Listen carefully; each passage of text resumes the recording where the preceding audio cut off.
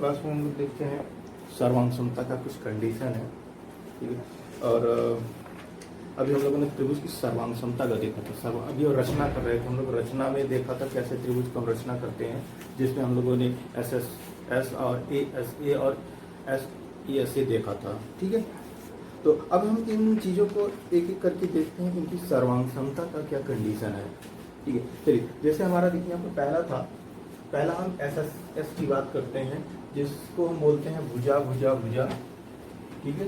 इसका जो होता है इसको बोलते हैं तीनों भुजाएं, त्रिभुज की सर्वांग समता जबकि तीनों भुजाएं ज्ञात हों। और ये हम लोग देख रहे हैं त्रिभुजों की सर्वांग समता का प्रतिबंध है, नियम, ठीक है। क्या शर्त होती है, the condition for congruence of triangle, ठीक है।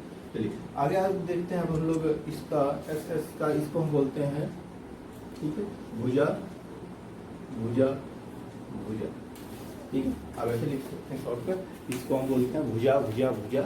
और इसके लिए क्या कंडीशन है वो हम देखते हैं। देखिए, त्रिभुज की इस कंडीशन में, भुजा भुजा भुजा के कंडीशन में, जब तीनों भुजाएं दूसरे त्रिभुज की तीनों भुजाओं से, ठीक है, इसको हम लिखते हैं ऐसे, जैसे ये हमारी एक त्रिभुज हो गई और दूसरा एक त्रिभुज ये हो गया। जब A B C P Q R, जब ये हमारा त्रिभुज ए बी सी के सारे संगत भुजाएं पी क्यू आर के बराबर होती हैं, तो ये सर्वांग होते हैं। और इस सर्वांग समता को हम बोलते हैं भुजा भुजा भुजा सर्वांग समता, ठीक है। अब इसकी मैं डेफिनेशन लिख देता हूं यहाँ पर, ठीक है, ठीक है। देखिए मैंने यहाँ डेफिनेशन लिख दिया, वीडियो पॉज करके लिख देता हूँ ताकि टाइम ज़्यादा नहीं लगे। अब आपको देखिए मैं आपको यहाँ बता देता हूँ, ठीक है। यदि एक त्रिभुज की तीनों भुजाएं, जब एक त्रिभुज की तीनों भुजाएं दूसरे त्रिभुज की संगत भुजाओं से, जितनी उसका तीनों संगत भुजाओं के बराबर हो, तो दोनों त्रिभुज सर्वांग सम होते हैं। और इस कंडीशन को हम बोलते हैं भुजा भुजा भुजा सर्वांग समता। अब देखिए संगत भुजाओं का मतलब, देखिए ये चीज होती है यहाँ पर, ये दो त्रिभुज हैं A B C P Q R. यहाँ देखिए ए बी का जो संगत भुजा है वो है पी क्यू, ये इसके बराबर होगा। बी सी का संगत भुजा है क्यू आर, जो कि इसके बराबर होगा। और ए सी का जो संगत भुजा है वो है पी और आर, ये, ठीक है, समझा। ये लाइनें हैं, पहली लाइन जो मैंने कट किया उसके बराबर होगा, और दूसरी लाइन उसके बराबर होगा, तीसरी के बराबर। यानी कि जो संगत भुजाएं, अगर आपको बात करें तो जो संगत भुजाएं हैं वो हैं A B P Q, B C Q R, और ए सी जो है वो है पी आर की संगत भुजा है, ठीक है। ये था कंडीशन हमारा, इस कंडीशन को आप याद रखिएगा, ठीक है। ये ऑब्जेक्टिव में आपको क्वेश्चन पूछा जा सकता है, क्या कंडीशन है, ठीक है। देखिए चलिए अब दूसरे त्रिभुज की बात करते हैं। दूसरा त्रिभुज का प्रकार है हमारा, दूसरा त्रिभुज का जो हमारा प्रकार है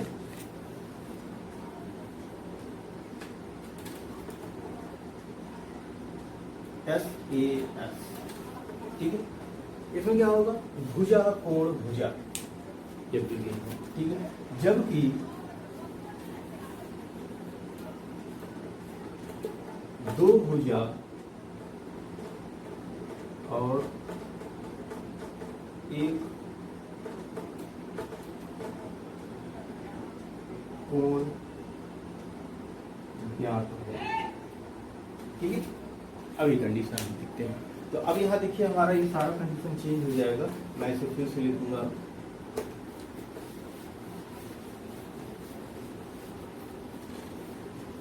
इसको हम बोलते हैं भुजा कोण भुजा, ठीक है। चलिए देखते हैं इसके लिए क्या कंडीशन होती है, ठीक है, ठीक है। इस जो कंडीशन में होती है, पहले हम आपको समझा देते हैं इसका कंडीशन है क्या।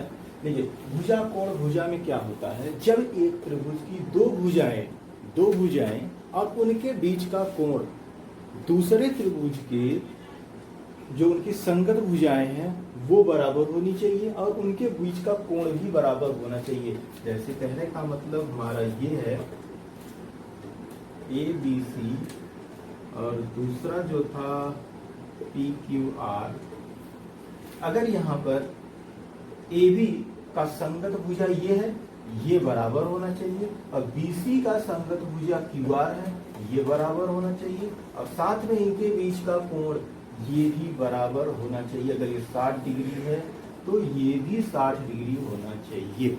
ठीक है, यही कंडीशन। अब ऐसे आपको जल्दी याद हो जाएगा। ठीक है, दो संगत भुजाएं।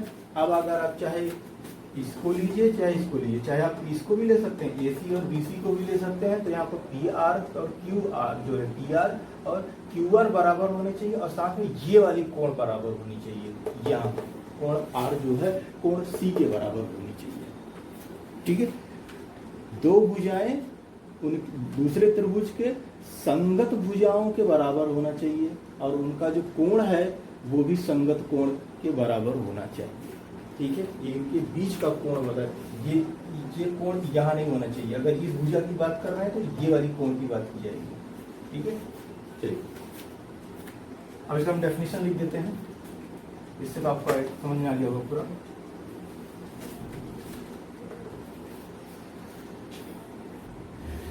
देखिए इसका जो कंडीशन है, देखिए यहाँ पर जो कंडीशन है मैंने यहाँ पर लिखा भुजा कोण भुजा का, इसका जो कंडीशन है मैंने अभी आपको त्रिभुज बना के दिखा दिया।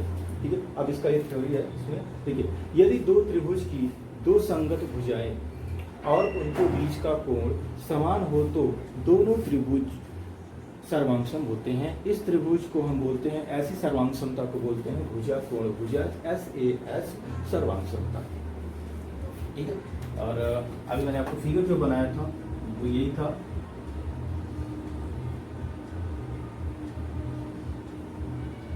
ABC PQ R। ठीक है, ये भुजा, अगर मैं भुजा AB की बात करूं तो इसकी संगत भुजा PQ होगी और BC की बात करूं तो ये QR होगी इसकी संगत भुजा। अगर ये दोनों संगत भुजाएं हैं तो इनके बीच का कोण जो है ये भी बराबर होना चाहिए। ठीक है, अगर ये मान लीजिए मैं इसको 60 डिग्री कर दे रहा हूँ तो ये भी 60 होना चाहिए। ठीक है, यही कंडीशन है इसके साथ।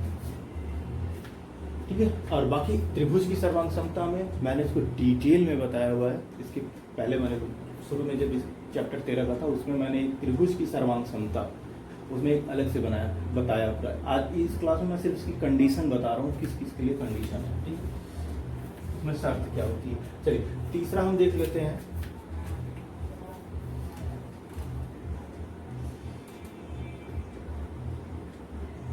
तीसरा है ASA। ठीक है, इसे हम बोलते हैं कोण भुजा कोण।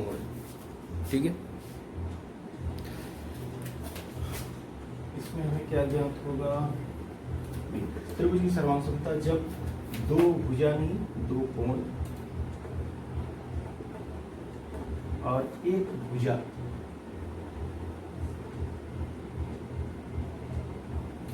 एक भुजा क्या है, और इसको हम बोलते हैं कोण भुजा कोण। ठीक है, इसे हटा देते हैं।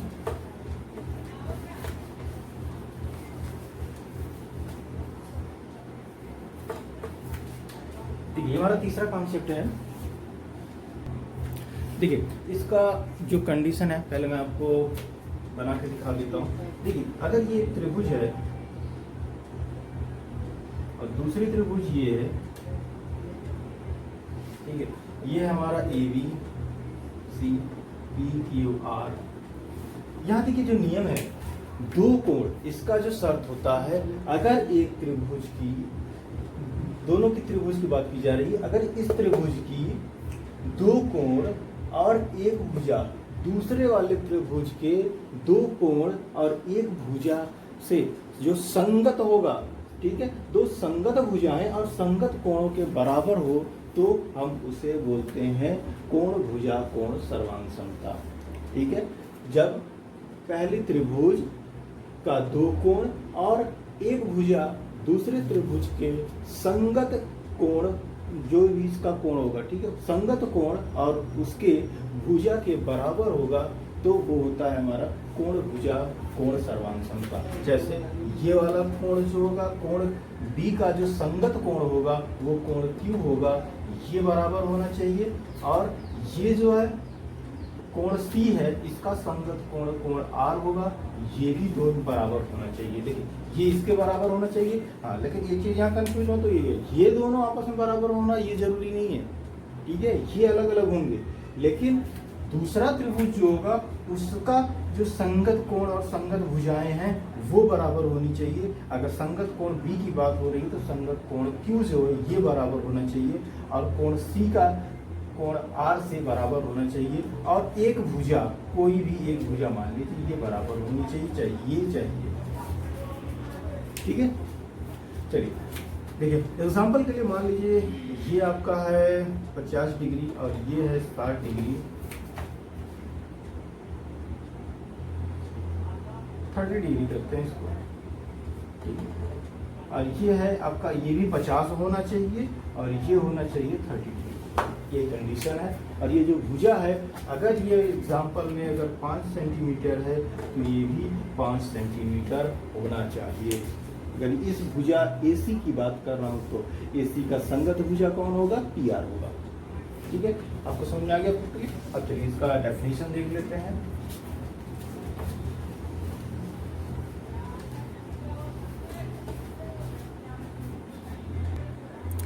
ठीक, इसकी जो शर्त है ये था, इसका परिभाषा, यदि एक त्रिभुज के दो कोण और एक भुजा दूसरे त्रिभुज के दो कोण और संगत भुजा के बराबर हो तो वो दोनों त्रिभुज सर्वांगसम होते हैं, और इसे हम बोलते हैं कोण भुजा कोण सर्वांग समता। ठीक है, इसका जो फिगर कंडीशन था वो भी बना देता हूँ।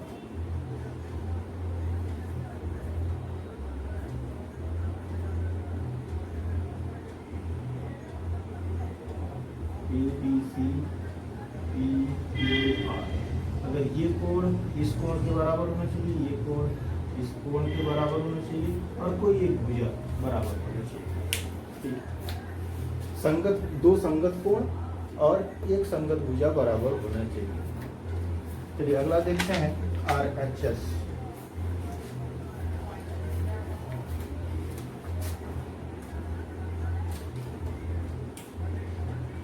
चौथा हमारा है RHS।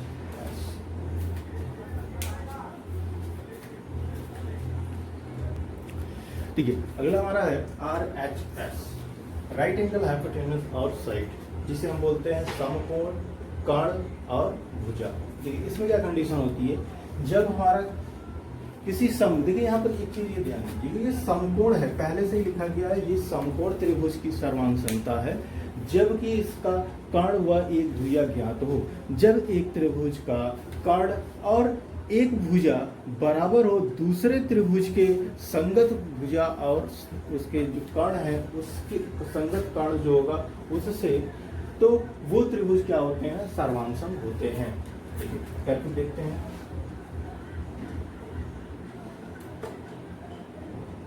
ये एक त्रिभुज हो गया, दूसरा त्रिभुज है, ठीक है, ABC PQR। ठीक है, ये 90 डिग्री है, ये भी 90 डिग्री है। ठीक है, ये क्या,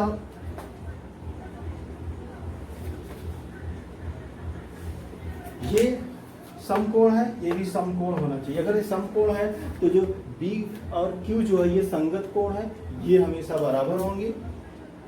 कोण B बराबर होगा कोण Q के, ये संगत कोण है, और ये बराबर होगा 90 डिग्री के। ठीक है, अब आती है बात AC, कर्ण है ये जो है ये इसके बराबर होगा। ठीक है, अब AC बराबर होगा PR के। ठीक है, ये दो कंडीशन है, ये तो पहला समकोण है, ये तो समकोण, ये कॉमन है, इसको बोलने की जरूरत नहीं है यहाँ पर, क्योंकि ये समकोण त्रिभुज पहले से ही है, ये कंडीशन में नहीं है, ये समकोण है ही पहले से। ठीक है, अब यहाँ बात हो रही है कि कर्ण और एक भुजा, ठीक है, इसका एक कर्ण कौन सा है, ये है AC, और PR ये जो है कर्ण है, ये बराबर होनी चाहिए, और भुजा में चाहे AB बराबर हो चाहे BC बराबर हो, ठीक है, ये बराबर हो चाहे इससे, और चाहे ये जो है चाहे इससे बराबर हो। तो इसलिए मैंने लगाया कि दोनों में से एक भी अगर बराबर होता है, चाहे ये दोनों इससे बराबर हो चाहे इसे, लेकिन याद रहे सिर्फ संगत भुजा से ही कंपेयर करना है, संगत भुजा उसकी बराबर होनी चाहिए। जैसे AB का संगत भुजा होगा PQ और BC का संगत भुजा होगा QR, ठीक है। ये कंडीशन थी यहाँ पर, और इसकी परिभाषा देख लेते हैं।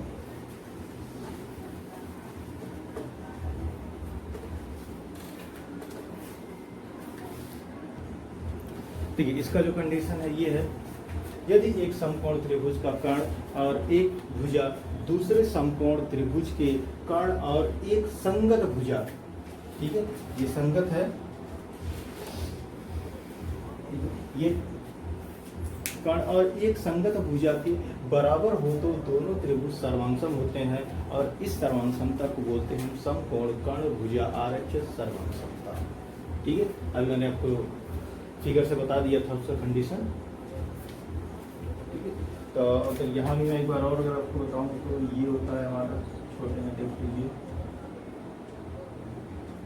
ये 90 डिग्री होगा, और ये जो कर्ण इसके बराबर होना चाहिए, और या तो फिर दोनों में से ये जिसको भी हम कंपेयर करेंगे वो संगत भुजा के बराबर होना चाहिए। अगर मैं इसकी बात कर रहा हूँ तो ये भी है, मैंने अगर देखा तो ABC PQR, ठीक है, AB जो है या तो PQ के बराबर होना चाहिए, और या तो BC QR के बराबर होना चाहिए, और कर्ण जो है AC ये कौन है, ये बराबर होना चाहिए। बस एक संगत भुजा दोनों में से एक लेनी है, ठीक है,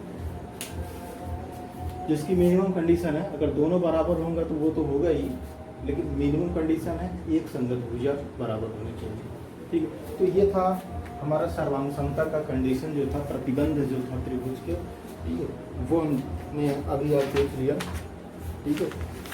और अब इसके बाद हम लोग देखेंगे समरूपता की अवधारणा, ये छोटा सा थ्योरी वाला पार्ट है ये, ठीक है, इसको भी देख लेंगे, फिर दक्षता को सॉल्व करते हैं, ठीक है। तो अभी तक अगर इसमें कोई कंफ्यूजिंग हुई हो या फिर कोई अगर आपको चीज़ें ना समझ में आई हो तो आप कमेंट से ज़रूर पूछ लीजिएगा, ठीक है। तो मिलते हैं फिर नेक्स्ट क्लास में, समरूपता देखते हैं, ठीक है। Thank you for watching.